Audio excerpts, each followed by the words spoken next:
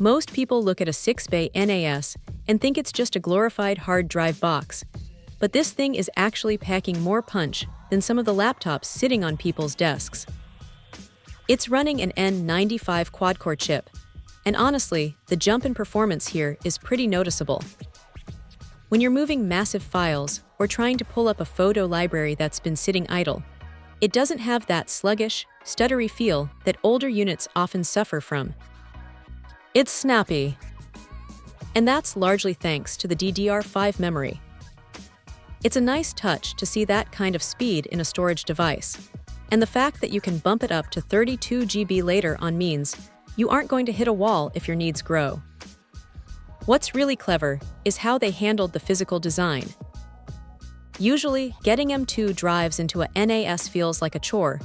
You're digging for a screwdriver, dropping tiny screws, and hoping you don't strip anything. Here, there's a side-sliding panel that just pops off, and the whole process is tool-free. It's one of those small quality-of-life things that makes you realize someone actually thought about the person setting this up. The drive trays have this push-lock mechanism too, which feels solid and keeps everything from rattling around. It's a sturdy piece of kit, though it does have a bit of weight to it, so make sure your shelf is ready for the load once you've got all 6 bays filled. Now, the networking side is where this thing really earns its keep. With dual 5GBE ports, you're looking at some serious throughput.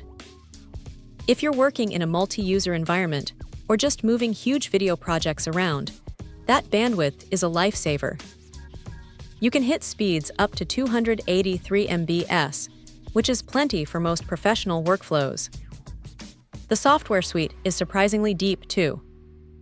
They've got this business backup setup that covers everything from cloud syncing to snapshots, which is basically your insurance policy against ransomware.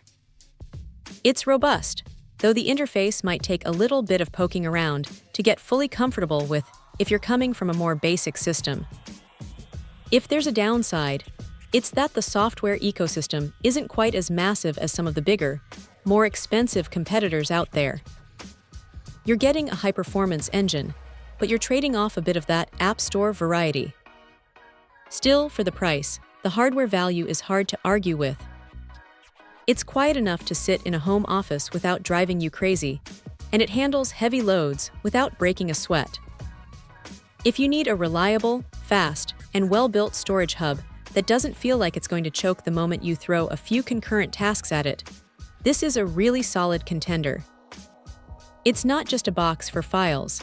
It's a legitimate little server that's built to actually work for a living. Check out the video description for updated price. And thank you for watching this video.